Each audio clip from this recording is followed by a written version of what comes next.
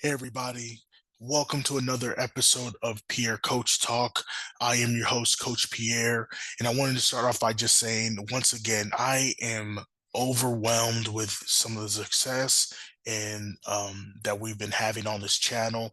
As of right now, we are over 130 subscribers, over a total view count over 1 million views, and I just started this YouTube channel couple weeks ago, and a lot of it has been from the memes that I've been posting, and I'm glad people are enjoying them because a lot of them are from friends, but quite a few of them have been from people who've sent them to me. So please continue to send those out. People are responding to them. I love memes.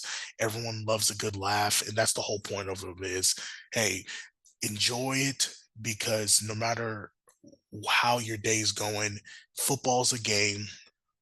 And when you play a game, you might as well have some fun with it. And this is a kid's game.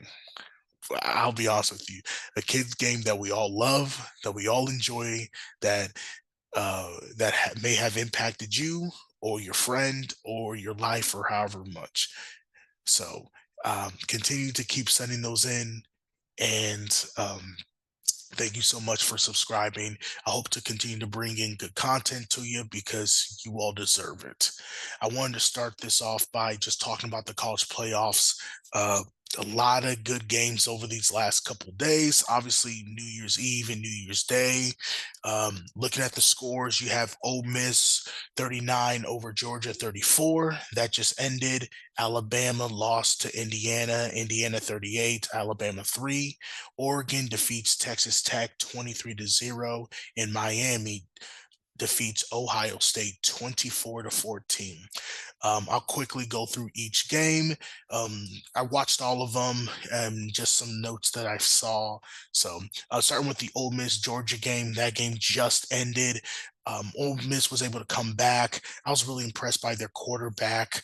Um, as a guy who played D2 football, the jump to play Division One is huge. I had a couple friends who ended up playing D1, and they were some of the biggest dudes I ever met, and quite a few of them did play. But B, but that's mid-level D1 to even University of Missouri before they entered the SEC. This is University of Georgia where they have NFL dudes everywhere. And Ole Miss's quarterback was able to go through and pull it off and played really, really well. And props to him. The transfer from Ferris State, where, if I remember, I think they just won the national championship in D2. So the fact that Lane Kiffin saw a guy from the lower level program, gave him an opportunity, and he was rewarded. And Lane wasn't rewarded. Oh, Lane was not rewarded. Uh, but the programmers were with that trust, and he was able to deliver them not only their best record, but in the final four of a playoff. If you're Lane Kiffin, I'm sure this is a bittersweet moment for him. And I'm not a huge Lane Kiffin fan, but I am a coach and I am a man. And as a coach, I can feel for a guy who built a program and wanted to um, I think when he said that he truly wanted to coach with those guys for those guys, I believe him. I don't see why he would lie about something like that. But there are consequences to your actions, and as many people much smarter than me who or that are in the know-how understand that, hey, when you leave a team to go to an to go one of their rivals, you can't expect to keep coaching that team, unfortunately. And props to the players. It sounded as though reports came out that they didn't want their coach. He's leaving. Shoot, go ahead, coach. Go ahead, enjoy your new fancy toy. We'll win it without you. And they clearly did. So props to Ole Miss, man. Good luck. Good luck to them against their opponent, the the U, Goodness, this was probably my favorite game, and I've always enjoyed Ohio State. A lot of their guys on social media love to post all sorts of different scriptures and Bible verses, and obviously, as a believer in Christ, that is huge. And so I've gotten to know quite a few of those players, at least through social media. But the physicality that Miami brought to them was really impressive. I knew one thing about Miami, and that was they had a really good line play, and that line play was fantastic. Wasn't always perfect, but they clearly dominated the trenches both on the offensive side and the defensive side. And watching them play, and it almost fit the personality of their coach Cristobal, where they are fiery, they're going to get after you, and they're going to be disruptive. I can see why Jackson Cantwell, the number one recruit in the country, joined them. Um, hey, I'm sure he had an opportunity to earn a lot of NIL money with every school in the nation, obviously, for but what Miami brought yesterday, it made complete sense for his choice. So good luck to that young man, and good luck to Miami. I think Ole Miss Miami is going to be a fantastic game. Two physical teams who are going to get after each other. The blowout. Indiana versus Alabama. Alabama is not the same under Kalen DeBoer. That's obvious. Nick Saban is a one-of-one coach, and Alabama is just going to have to get used to that. But what Indiana is doing is really impressive. Yes, they have the Heisman Trophy winner, but not every Heisman Trophy winner is always on the best team. Indiana looks like the best team. They have looked like the best team for a while. Yes, they beat Ohio State for the Big Ten championship, but throughout the season, they've had some close calls, especially the Penn State game. I really thought Penn State was going to pull it off, but finding a way to win is a skill, and Indiana seems to find a way to do that. And I love Indiana's coach. Um, uh, oh my goodness, I love Signetti, man. That, that he is the embodiment of a living meme to me. Every time they cut to him, he is consistently almost has just the resting like, so what? So what, guys? So what? And that's the mark of a good coach. I've seen him chew a couple guys out throughout this year, but it's never been blatant. It's never been just rah rah, turning red. It's always just been like, you idiot, what are you doing? It's just that even tone, almost just like okay, I'm not amused with any of this. Let's just go freaking win. Even when they went up on Alabama to go uh I think it was 10-3, and everyone's getting hyped up, and he just standing on the sideline like, well guys, we still have a game to play. Like, let's calm down. We still have a game to play. Still have a game to play. He is completely all business, and I love that. I love that. Mendoza, good dude. Throughout the season, his resumes continue to build, and obviously, he's going to be the number one overall pick. Barring something crazy or some sort of injury, he's going to be the number one overall pick. And the throws he made today, I really loved his mechanics, his footwork. There's things that I saw that I'm not overtly impressed with, but his foundation is really good.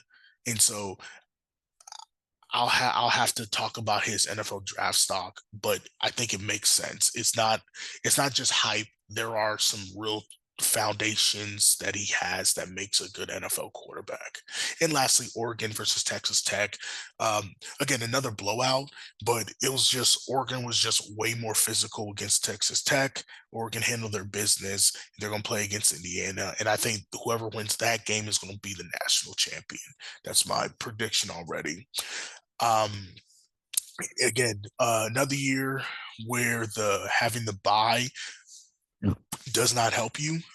Indiana was the only team to win with the bye, Everybody else lost, which is going to have to set up the conversation of what are they going to have to do with this playoff.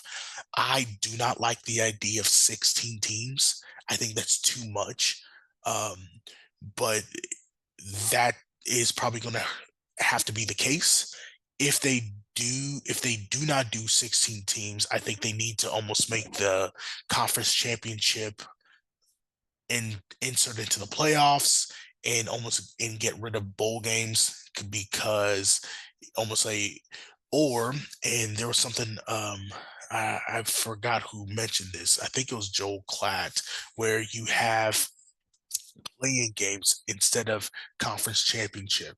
So you can have the scenario would be instead of having a conference championship game, you do old school. I think it's most famous with the Big Ten when they didn't have the conference championship game or the Pac Pac 10 Pac 10 back in the day, where best record and sometimes you tie for the conference championship, but whatever the criteria is, that still allows you to get in because you won't be able to play everybody. But then for the play in, the committee gets to decide what teams get to play in to get it. And then 2 weeks later, you enter to the playoffs. I think that'll be a really good scenario because having this month off, these are college kids. And so inherently, they are young team, and young teams do not do well with time off. Never have they, if especially if you're rolling. Ohio State, granted, they lost, but they were rolling before that. The loss to Indiana did not affect them tremendously, but the time off did. So I hope college football fixes that because it it doesn't look like it's a benefit right now. So so I want to switch gears a little bit and get to the main event, which is the Carolina Panthers. The Panthers played their biggest game of the season on Saturday, 4:30 Eastern in Tampa Bay. The Panthers are currently sitting at 8-8, and the Bucs are sitting at 7-9. Winner wins the division, unless you're the Bucs. And this is where wonkiness can happen, where if the Panthers lose to the Bucs, quote unquote, have the division lead. And then if the Falcons beat the Saints, then the Panthers jump them due to tiebreakers and all three of them having a three-way tie at 8 and 9.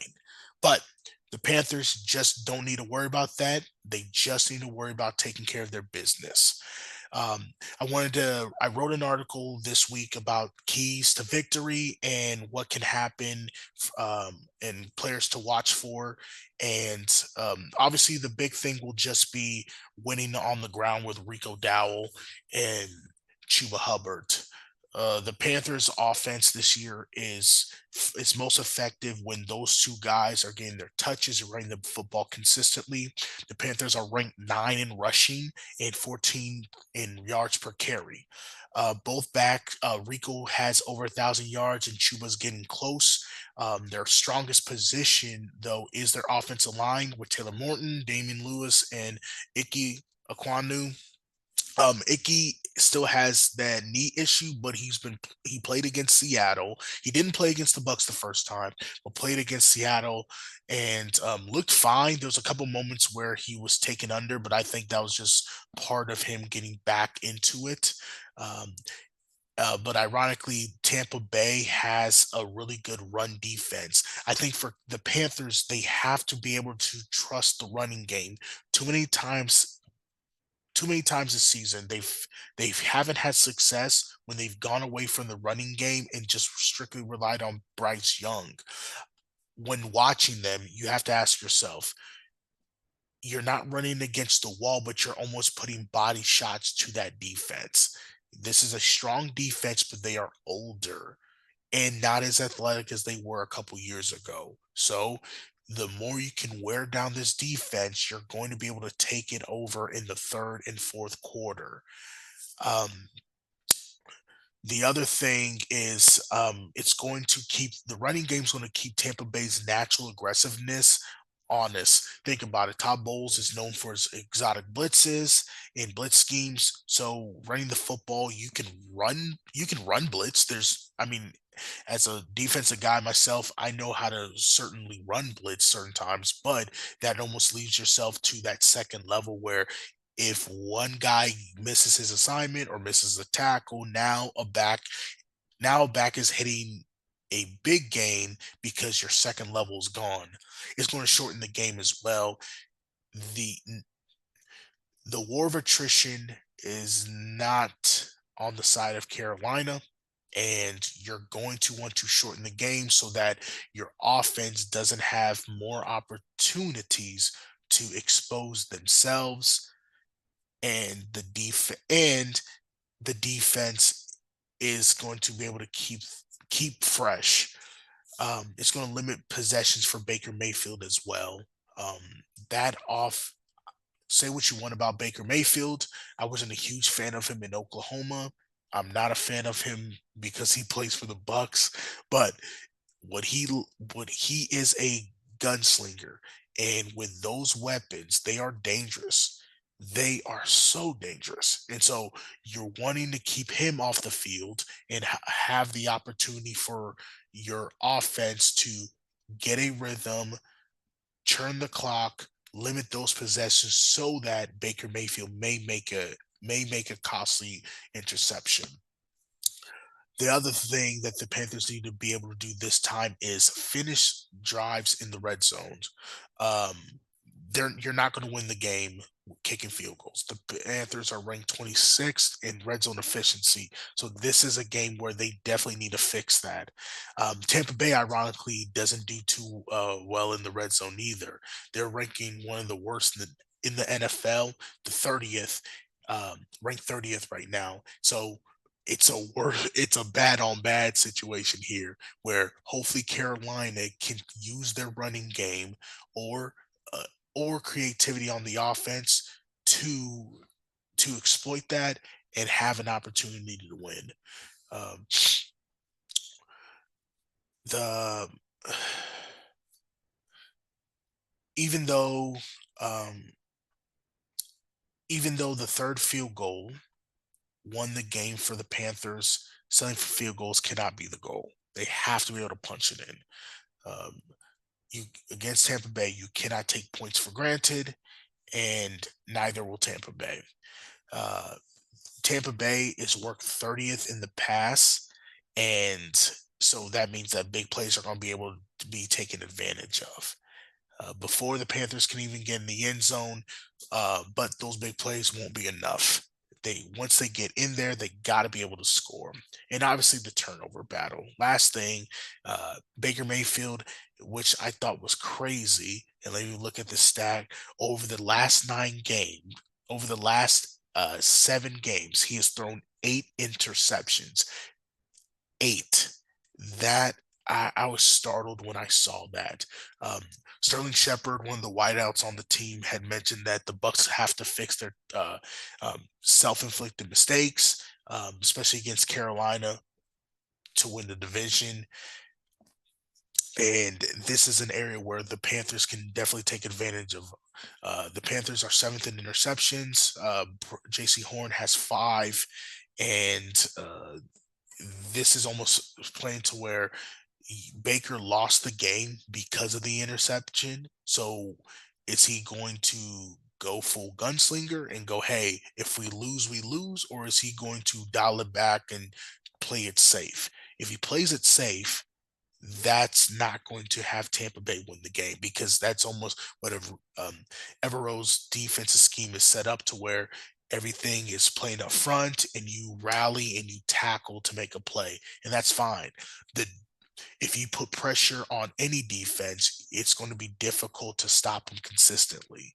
And I almost want Tampa Bay to play it safe to almost try to aim for a no turnover game because what that means is it's going to be a lot of 3 and outs for them and a lot more opportunities for the offense to get the ball, run it down the throat, allow Bryce Young to take a few shots and win this game. couple players to watch out for. Starting off with Derek Brown. Obviously, he should have been a Pro Bowler. Looking at the stats, he's first in the NFL batted passes. He leads Carolina in sacks and has consistently been a disruptor on the field. I already talked about that last episode where I think he should have made it over Jalen Carter, but politics, team record, it is what it is. Um, but I think he can definitely take advantage of the two backup guards. He did a good job, especially in the run game against them. I think even down in Tampa, it's Mike Jordan and Dan Feely are still backups for a reason, and I don't know a whole lot about them, but I do know about Derek Brown.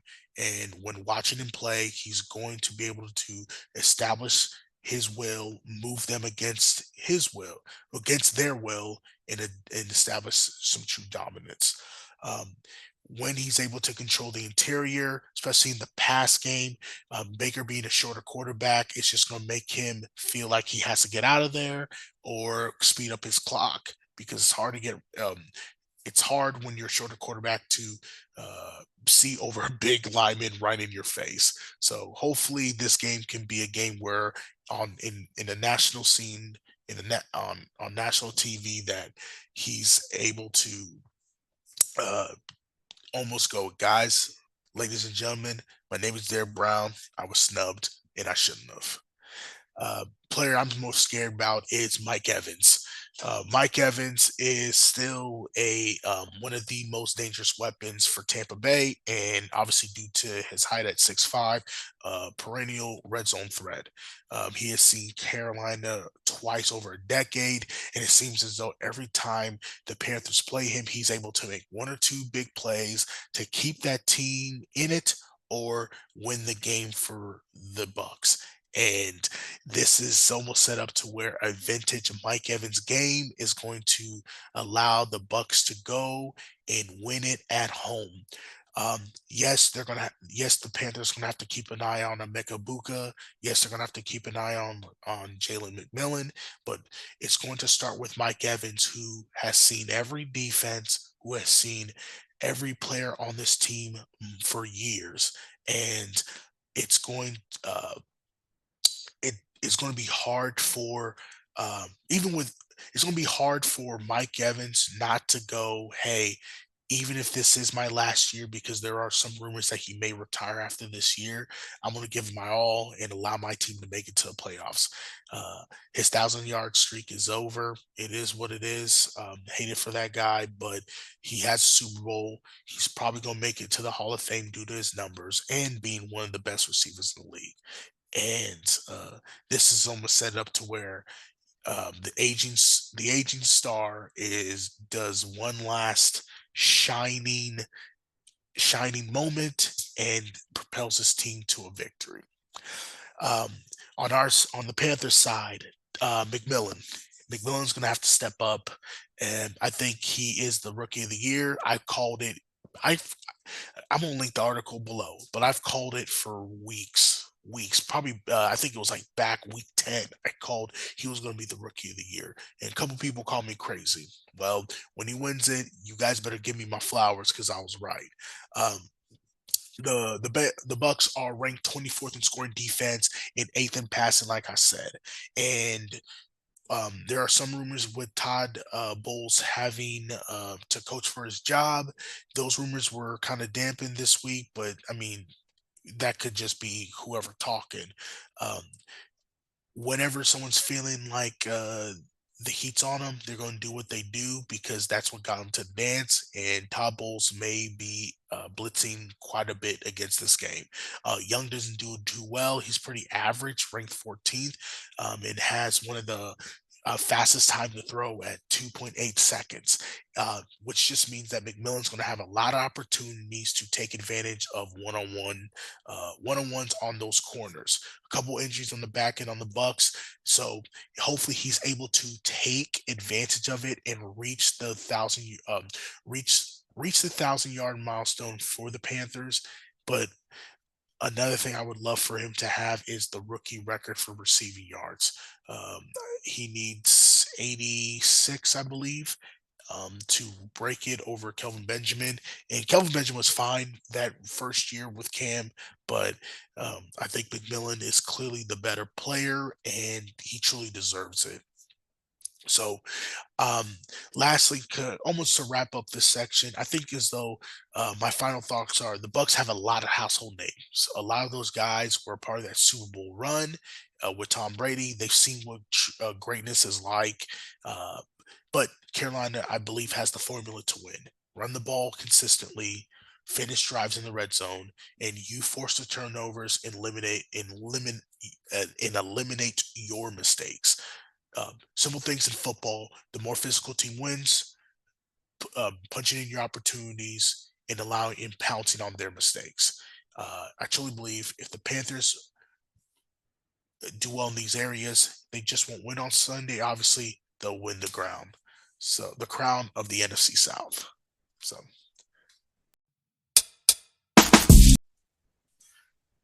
someone wanted to talk about was Xavier Legette. I love that player. But Steve brought up that after a while, the fan favorite just isn't a favorite anymore because he's not executing. And I'm afraid that's starting to happen for Legette. I feel as though a lot of times there should be obviously, a lot more production. He was a first round pick. Um, and looking at some of the different options, I wrote an article about this, and I feel as though the Panthers almost misread what Bryce Young needed. Um, the physical type of Legette is tempting because it made sense due to his size, his speed, his athletic ability. Every receiver can use a guy like him, but I think Lad McConkey would have been a much better choice. If you don't remember, to say the Panthers during that time, they were coming off a 2-15 season. Bryce Young looked horrible his rookie year, and what made it worse was the Panthers had the number one overall pick, but it was actually possessed by the Bears. And Caleb Williams, the phenom from USC, was clearly the number one choice and had been for the last 2 years. So, and to top it all off, not only did the Panthers lose out on Caleb Williams, they lost out on the best receiver, DJ Moore. And all that for just Bryce Young. And the frustration of any fan would have been, so let me get this straight. We could have had a generational talent, but we traded for a guy who looks like this. Fantastic. Um, Incredibly frustrating. Matt Rule was still the coach, but then ended up getting fired after after 5 games, going 1-4. Steve Wilkes, good defensive coordinator. He led the Panthers to a 6-6 season. He actually led the Panthers to their last 7-win season. And even though they didn't win the division, a lot of the players on that team really wanted him to get the opportunity to coach them for the future. But Dave Tepper decided to give Frank Reich the opportunity, and he immediately was fired after 12 games, going 1-11. Thomas Brown took over to end the season with some play calling duties, but it just never meshed well. Big V's more of a motion. Brown comes from the McVay tree, and so a lot of motions, a lot of shifts, and Reich was more just straight vertical, deep passing game, develop it, so on and so forth. So it was almost it was a mismatched coaching staff. Guys were consistently reports that are crazy were almost backstabbing each other. So it was that the staff wasn't great, needless to say. And the other selection, number 2, CJ Stroud was having an amazing year, finishing top 10 in passing yards, quarterback rating, top 15 in touchdowns and completions. The guy who I personally wanted the team to get, but I don't make the big bucks. they did. They went with Bryce Young, and nothing we can do about it other than just support him. So it was frustrating, completely frustrated. And so all this happening, and now you're going, okay, we need to give Bryce Young a true weapon. Who are some options? We don't have a first round pick, and out comes Legette having a breakout season out of South Carolina. Um, I specifically remember Legette and going, "Oh, he could be a great guy in the bottom of the third if the Panthers could either move up from that fourth and pick him up in mid third." But hey, I like his size. He's a little bit raw, but he had a breakout season, so he knows how to play. Let's just see where he can end up. And the Panthers ended up getting him in the bottom of the first after trading up to get him. And the comparisons immediately were with DK Metcalf, similar build, similar size. Obviously, DK is a lot more explosive, but the idea is, hey, he can be a guy who can go up and get the ball, fight on for one-on-one opportunities and break a few tackles. And he's from the area, so they were quite aware of him. Fans loved him, and he became a viral player because of his accent. And again, um, the pick makes sense. He's an upside. Hey, we're going to give him plenty of run at the position. Hopefully, he'll learn, grow, and step into the role. And um, it was a guy that players definitely enjoyed. Even the coaches, Dave Canales spoke, said that had nothing he could say. Uh, he loved the idea that Bryce would grow with Legette. And even though that really wasn't happening because Legette's rookie year was marred with inconsistency and injury. The crazy thing is, later in the second round, if they just stayed where they were, they could have gotten Ladd McConkey.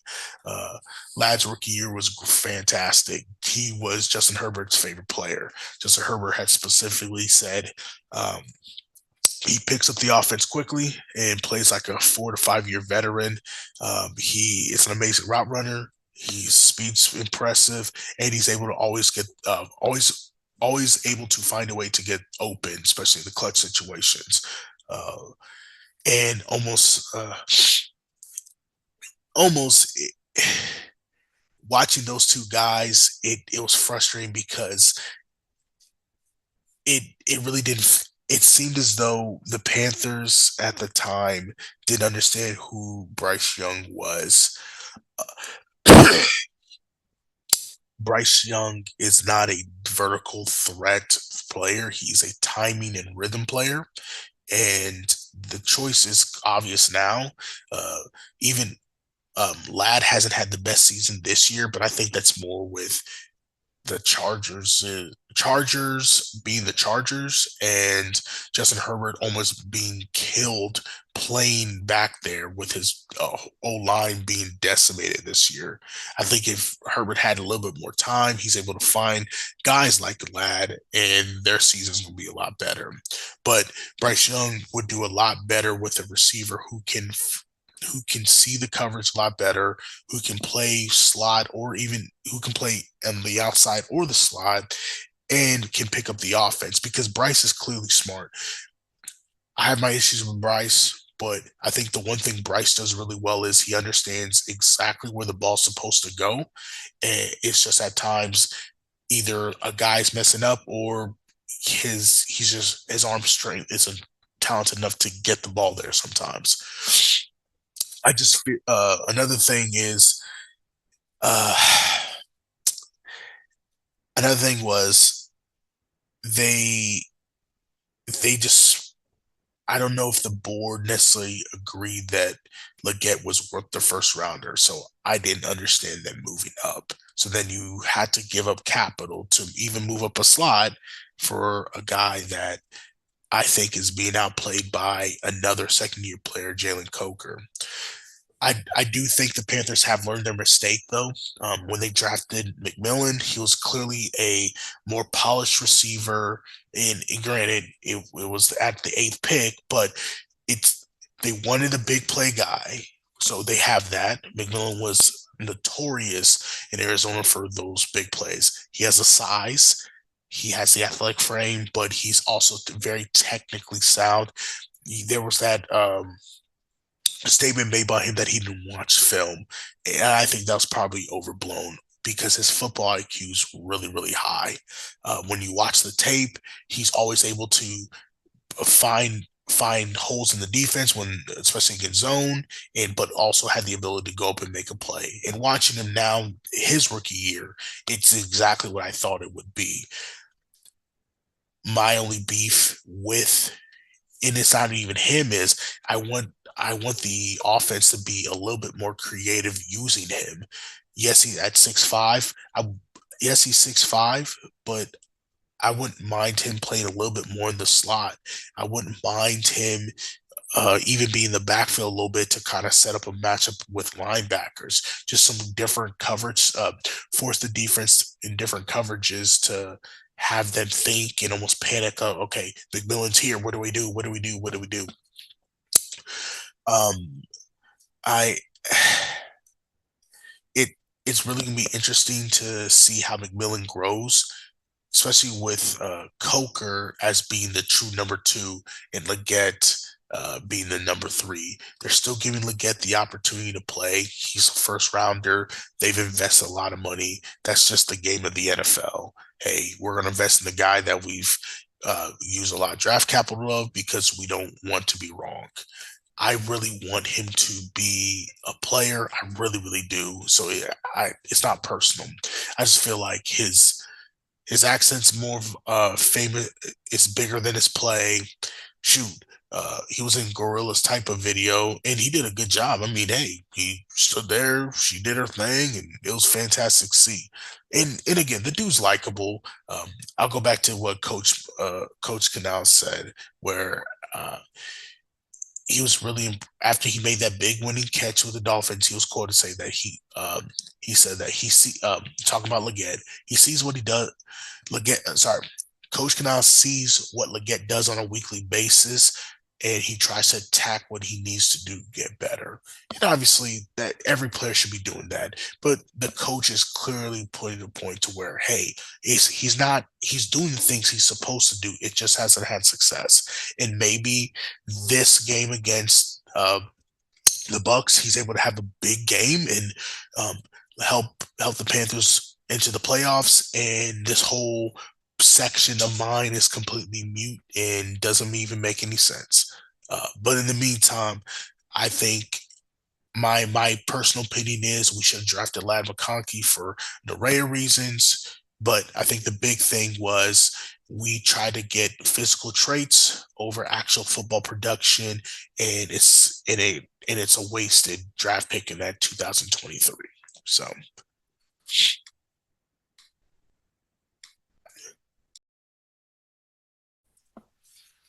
All right.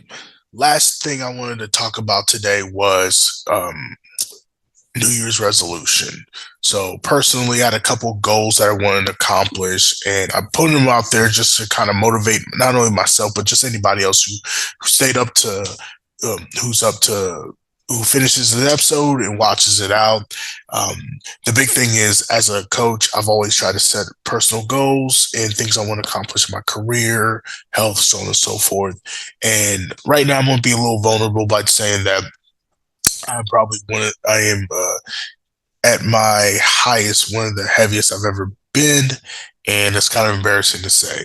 So hopefully, me putting this out on the internet that not only motivates myself, but get someone else to follow this health journey with me. So I broke this down into health goals, career goals, activity goals, and hobby goals, and I'm gonna run through it. That way, it's a personal, it's a personal accountability for myself. That hey, these are things I want to do. So the first thing is health goal. I want to lose 60 pounds. And obviously this is throughout the year. Uh, I when I stepped on the scale January 1st, I weighed 300 and gosh, I can't remember saying it, 313 pounds. That was That was completely humbling, and I knew exactly what happened. And what's crazy is I was hovering here and there over 300, had dropped quite a bit and felt good. Did a half marathon, felt really good in my health journey. And then this last month, my diet sucked. Did not work out as hard as I should have. Was dealing with a shoulder injury, so that was my excuse to not work out as hard as I should have. And now I'm suffering the consequences. So the other health goal is something simple, but just do 12 pull-ups. I tried doing some pull-ups last year and immediately went, nope, cannot do that. Which back in college, I could do pull-ups. I really could. And I weighed 280 when I could crank out a good pull-up, 10 of them easy. I said 12 to make it to almost push myself to where I want to show people that when you put your mind to things, it can definitely happen. And so, if in college I did 10, and that was 10, oh my goodness, over 10 years ago, who's to say now I can't do 12? Career goal. I teach. Not only do I coach, so something I love to do was have when I teach English on my for as a teacher, and every year we do the EOC, and I love to have over 50% of my students reach basic and proficient. Um, with some of the students I teach, it's a very difficult goal for them, and but that's fine. That's the point of it. I want to challenge myself and them that they can do this because I really do think they can. And the other thing is at least try one new strategy, teaching strategy or technology per month. I've already laid it out what I'm wanting to do. So hopefully I'm able to do that. I have a couple things I'm doing with AI and having the students work with it. Hopefully that'll be fine. I've already proved it with my principal, and hopefully they can go out and explore some new ideas and really enrich the learning. Next thing is the activity goal. So this year I ran a 25K for the first time and just was not trying to break any goals, was really just trying to just get it done. And it was horrible. So I'm doing it again this year, and my goal is to get it under 3 hours. I set the specific time of 2 hours and 55 minutes. That is a very fast time, but hopefully I'm able to do it. That's going to be me. That's part losing weight. That's part me training my body. That's part me getting good shoes to run in. The other activity goal I wanted to do was learn how to swim. Yes, as a black man, I don't know how to swim. I know the joke's right itself, but my kids are getting older to where they're wanting to swim. Me and my wife have gotten them into getting them into swim classes this year, and when they do that, that's motivating me to actually do it. And last thing is this. This is a hobby. By no means am I leaving my job to pursue YouTube full time, but my hope is that I can provide any viewer with a little bit more football insight and perspective on things. So by the end of this year, my goal is to get over 1,000 subscribers and complete 10 interviews with coaches, which almost wraps up the last point that I'd love to do for this. So the original reason I wanted to start this channel was to interview coaches, and I've already spoken to a couple coaches, and over the next couple months, periodically we'll be releasing episodes for interviewing coaches. What does it mean to be a coach? How has coaching impacted them? Life's lessons, stories, so on and so forth. So be on the lookout for that. I hope you watch it. I hope you take it in, learn from it. I'm going to learn from it. I hope you do as well. So I hope you enjoyed this episode. Really, really, thank you so much.